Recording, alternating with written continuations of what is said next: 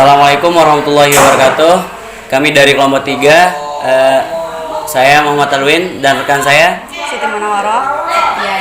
Di sini kami akan mewawancarai wanita yang berpengaruh di Desa Tembelok. Sebelumnya saya ucapkan terima kasih kepada Ibu Guru yang telah menyempatkan waktunya kepada kami untuk wawancara. Yang pertama, Ibu kenalin diri dulu. Biar kita tahu. Saya Sohil Nursani sebagai guru di MA Miftahul Islah sekaligus sebagai pendidik di Pondok Asrama Putri. Oke, terima kasih Bu. Untuk pertanyaan pertama mungkin akan diwawancarai oleh rekan saya yaitu Siti Munawaroh. Baik, terima kasih sebelumnya Ibu telah memberikan kita kesempatan untuk mewawancara Ibu. Kita lanjut ke pertanyaan pertama Bu. Pertanyaan pertama, bagaimana sih Ibu bisa memutuskan untuk masuk ke dunia pendidikan ini dan memilih profesi sebagai guru? Apakah ada alasan khusus atau ada inspirasi yang mendorong Ibu memilih profesi guru? Untuk kalau menurut saya pribadi, mendorong saya itu adalah saya ingin mengamalkan ilmu yang saya dapatkan. Saya kan salah satunya adalah lulusan dari pendidikan tarbiyah, jadi UIN ya, lulusan UIN pertama kemarin. Alhamdulillah, dorongan saya itu adalah untuk mengamalkan ilmu saya. Sebenarnya kalau kita guru pribadi ya, guru saat ini, apalagi guru honorer itu, kalau kita ambil dari maksudnya itu untuk mengambil mendapatkan gaji itu tidak seberapa, tetapi saya pribadi dorongan saya itu adalah mengamalkan ilmu saya dan dapatkan keberkahan dari apa yang saya lakukan ini. Gitu. Baik Bu. Untuk pertanyaan yang kedua ya Bu.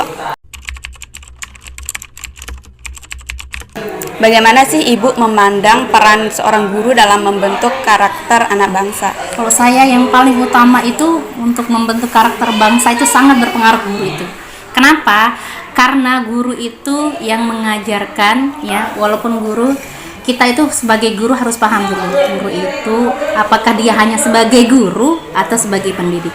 Beda soalnya kalau guru-guru itu kan tugasnya mengajar, tetapi kalau pendidik nantinya mereka sependidik itu akan bukan hanya mengajarkan materi di kelas, tetapi langsung nanti praktiknya di lapangan. Walaupun dia di luar kelas, kita tetap mendidik anak-anak. Gimana caranya?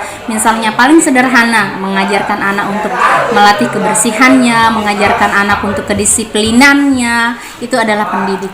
Jadinya salah satu caranya untuk membuat mereka menjadi penerus bangsa nantinya adalah membiasakan mereka itu di dalam kelas maupun di luar kelas.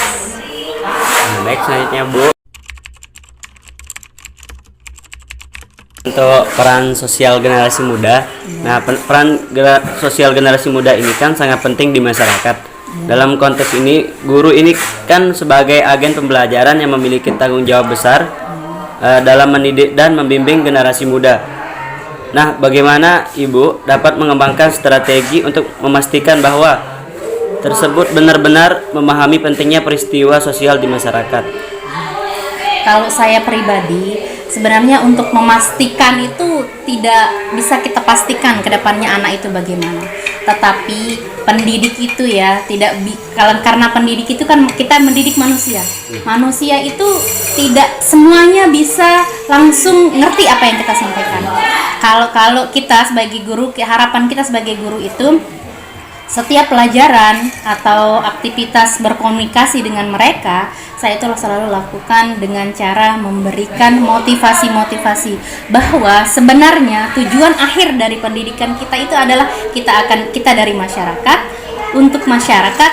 Jadinya nanti kita akan ke masyarakat. Kalau dari sekarang kita tidak hanya belajar akademik saja, tidak belajar bagaimana berkomunikasi dengan teman, dengan orang tua kita, dengan lingkungan kita, maka nanti kita di masyarakat, saya sering bilang bahwa kita nanti akan di masyarakat kalau kita tidak bisa membawa diri kita di masyarakat menjadi sampah masyarakat. Maksudnya tidak jadi orang yang akan mengganggu masyarakat, tetapi Makanya saya selalu sampaikan kepada mereka bahwa yang paling utama sebenarnya dalam pendidikan ini ya, apalagi PAI termasuknya itu adalah akhlak siswa. Bagaimana mereka nantinya bisa menempatkan diri mereka di masyarakat. Soalnya kita sebagai anak nanti kita belajar.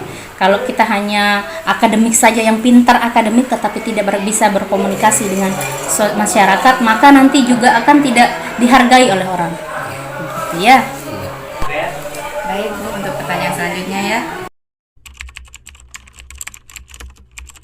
Dalam konteks perubahan pandangan terhadap gender dan perubahan sosial di masyarakat saat ini, bagaimana Ibu dapat memainkan peran yang proaktif dalam mempengaruhi perubahan positif dalam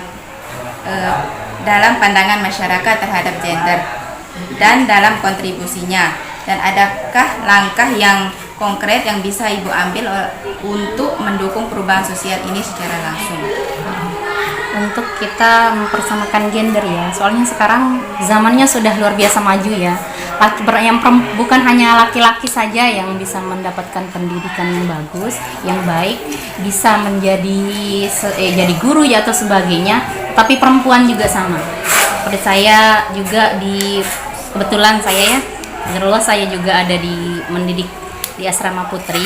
Jadinya anak-anak kita itu dimanapun kalian itu bisa kita memberikan motivasi mereka itu untuk menjadi apapun yang mereka inginkan, cita-citanya. Mau jadi poluan bisa, jadi perempuan itu jadi poluan bisa. Soalnya laki-laki bukan hanya laki-laki saja yang bisa menjadi polisi, tetapi wanita juga bisa. Yang jadi dokter bukan hanya laki-laki, tapi perempuan juga bisa. Menjadi dosen laki-laki bukan hanya laki-laki saja, tetapi perempuan juga bisa. Gimana caranya? Kita memberikan pemahaman bahwa perempuan itu bukan hanya tempatnya kayak pepatah mengatakan cuma ada di dapur, kasur, atau di sumur saja. Tidak sebegitu saja, tetapi sekarang contohnya seperti kita sebagai pendidik, sebagai guru. Guru itu kan bukan hanya orang laki-laki saja, tapi perempuan juga bisa menjadi guru. Perempuan juga contohnya ada salah satu guru kita jadi dosen, perempuan juga bisa jadi dosen. Gitu ya. Kemudian langkah konkret saya itu adalah dengan mendidik mereka. Yang pertama itu pemahaman mereka kita ubah dulu.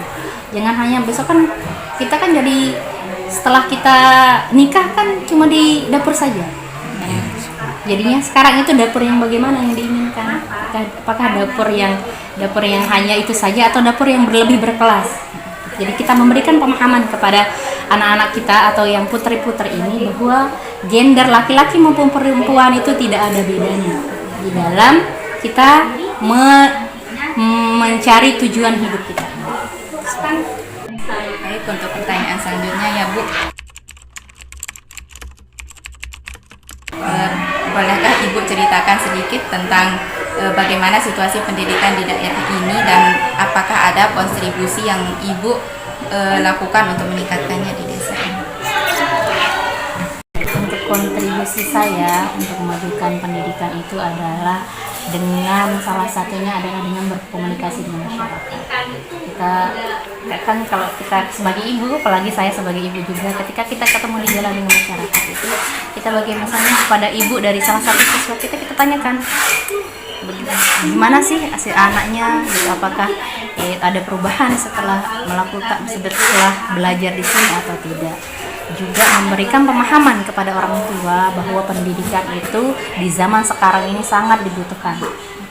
Ya, soalnya orang-orang dulu kan pendidikan itu mereka agak berpikir bahwa pendidikan itu tidak ada artinya kalau tidak dapat uang. Itu kalau mereka kan, tapi setelah sampai perubahan zaman yang sedemikian kayak gini, itu pendidikan itu sangat berpengaruh dalam kehidupan kita. Bagi kami yang paling utama itu adalah bisa memanage emosi kita, juga ada di pendidikan. Kalau kita hidupnya di luar, tidak di dalam rangkup pendidikan, maka emosi orang yang berpendidikan itu berbeda dengan orang yang tidak pendidikan. Jadi salah satunya saya itu adalah caranya berkomunikasi dengan orang tua, berkomunikasi dengan anak-anak yang baru mau naik ke MA, salah satunya di MI, kita kasih bahwa di sini juga walaupun ini swasta ya, tempatnya swasta, bahwa di sini itu juga sudah berakreditasi. Jadinya nilai kita itu tidak jauh berbeda dengan yang negeri-negeri itu. Salah satunya dengan memberikan pemahaman saya. Jadi juga rekomendasi dari pertunjukan kami itu, bisa saja dari kami yang Assalamualaikum warahmatullahi wabarakatuh.